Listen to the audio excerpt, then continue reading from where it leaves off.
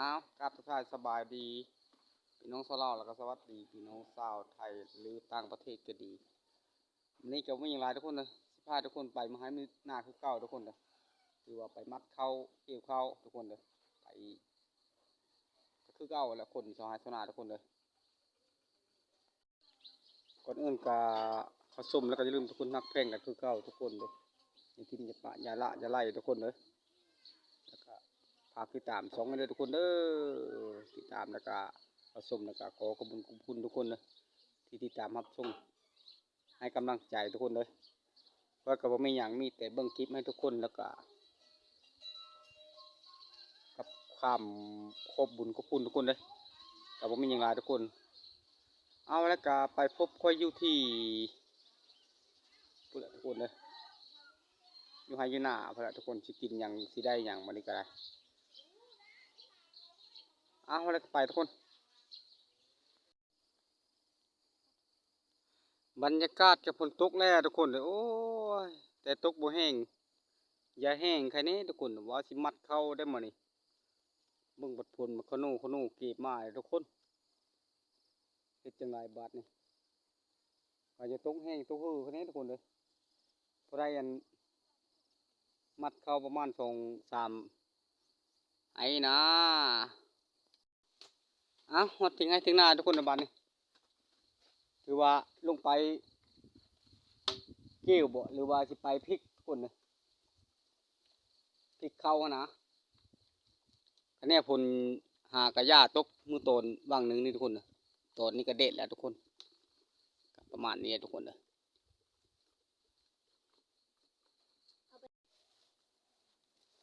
ว่าสิมาพีนเข้านี่ทุกคนเลย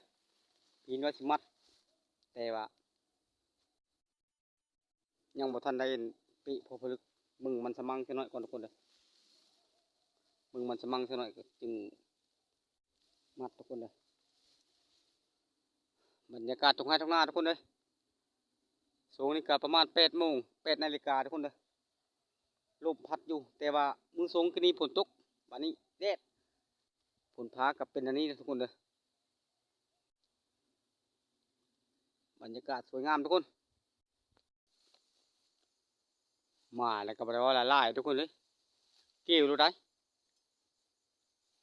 กับบ่มีอย่างอื่นทุกคนเลยกับประมาณนี้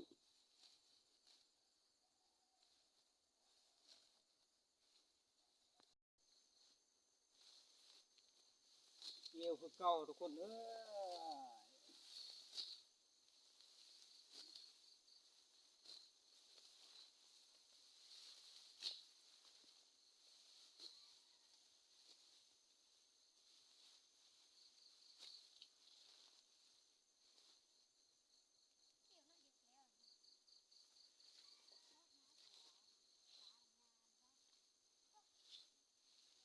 ร้อยเพิ่นเอาตัวบ่ว่าหุ่นมา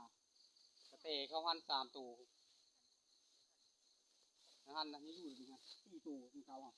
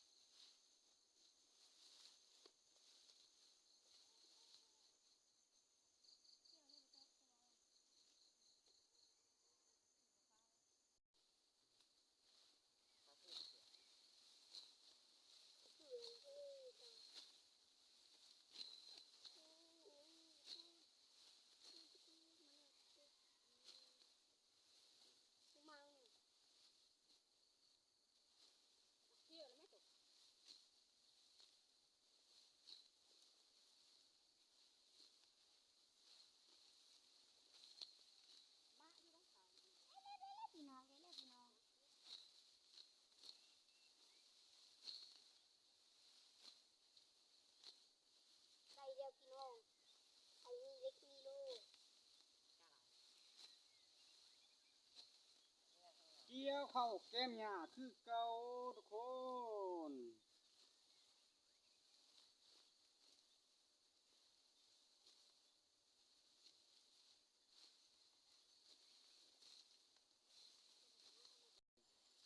ถือว่าให้นี่แหละถือว่าเบิดทุกคนเลยโตให้ไหมบาทนี่ประมาณนี้ทุกคนเลยการเกี่ยวข้าวคือน้ำกระ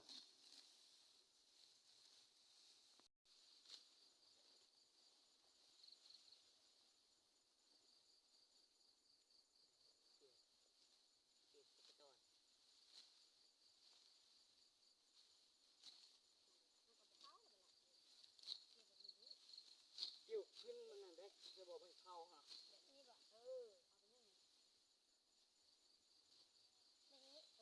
เอาขนาดเหรอง่ายเลย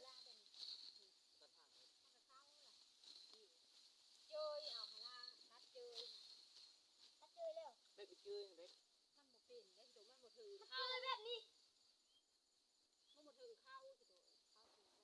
อ้มีวีห้าสิบ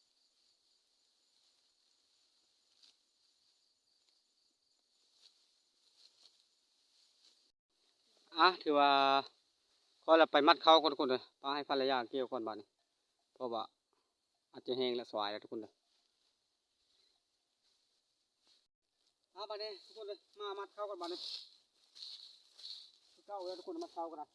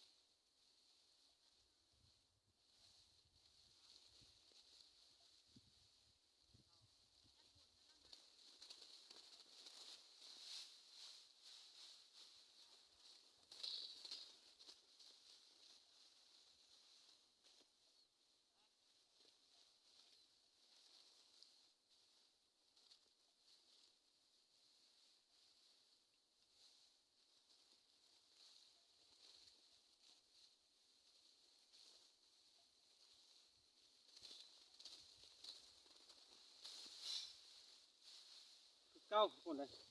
แบบนี้ละวิถีชีวิตของบ้านคอยกับทุกคนภาคที่บริบูรณ์ทุกคนเลย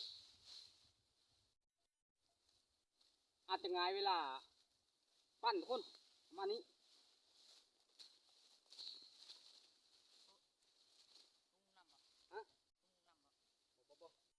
คือว่าฝนตกนี่ทุกคนเลยมัดเกือบหมดทันได้ฮุบเนี่ยได้มัดเนี่ยทุกคนโอ้ยมันงอปีนี่คนกับบ้านคนกับตองคนเนี่ยทุกคนเลย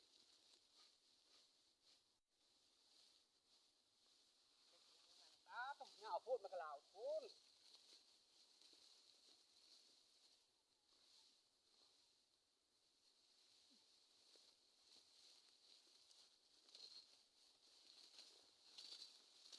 ก็คือเก้าเลยนะทุกคนเลยประเภทอันการคนเข้าคนน้ำกับประมาณนี้แล้วคนไปชานทุกคนเลยประมาณนี้ทุกคนเลย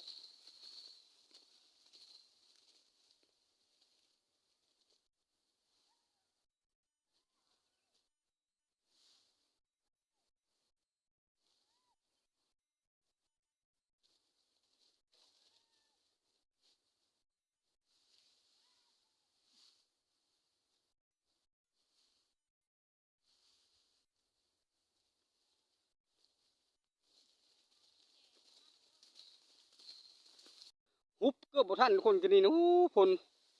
มาบ้านเดียวบุญแต่ภรรยากับลูกๆมาซอยทุกคนเลยก็ประมาณนี้นะทุกคนเลยการมาเข้ามาน้ำก็มีแต่ไปหาอยู่หากินหมดจังไรก็ไปเบิ่งนี้ทุกคนเลยโอ้โหโทษเลย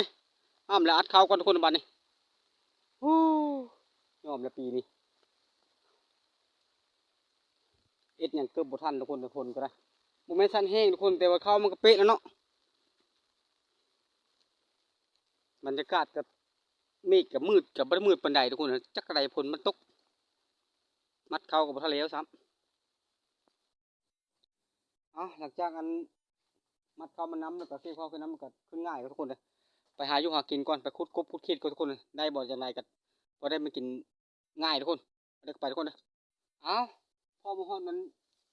หูกบเลยคุดมันทุกคนเลยหูนี่ทุกคนเลยก็ประมาณนี้แหละทุกคนลองหมดทุกคนเลยได้บ่จังไร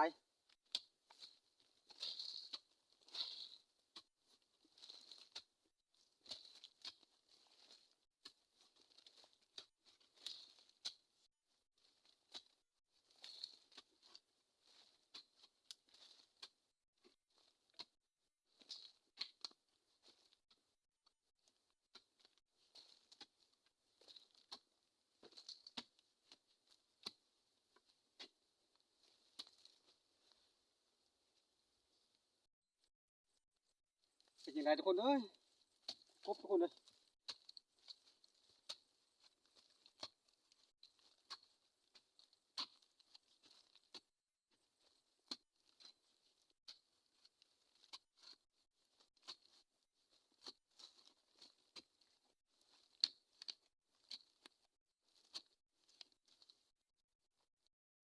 ยังหมดถึงทุกคนเลยโอ้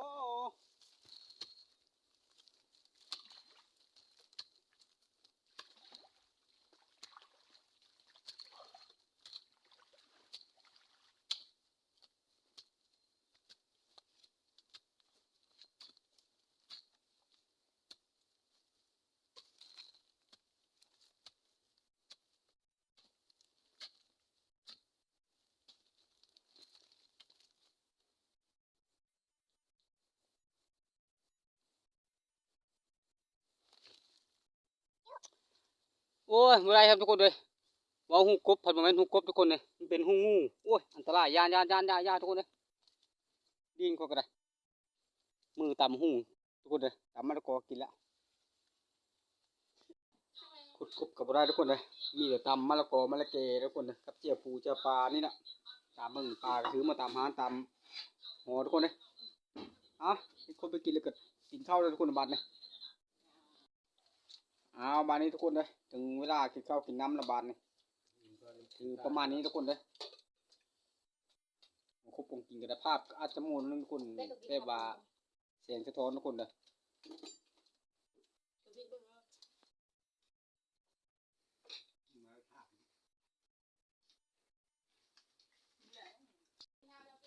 อ๋อหลังจากกินข้าวกินน้ำอิ่มแล้วก็พักผ่อนเสมอทีนี้จังหน่อยแล้วก็ลงไปเกี่ยวข้าวทุกคนเลยเอาคิดมิกามาวันนี้กาถือว่าจบจะมีทุกคนเขาชมแล้วก็ร่วมทุกคนหักแข่งกันเก่าอยู่ที่อย่าปะอย่าละอย่าไล่ทุกคนเลยแล้วก็ขอขอบคุณทุกคนที่เขาชมให้กำลังใจและติดตามให้กำลังใจทุกคนเลยที่บ่ปะบ่ละก็บ่มีหยังมีแต่คำขอบคุณทุกคนเจอกันคิดมาทุกคนคลิปนี้จบจำนี้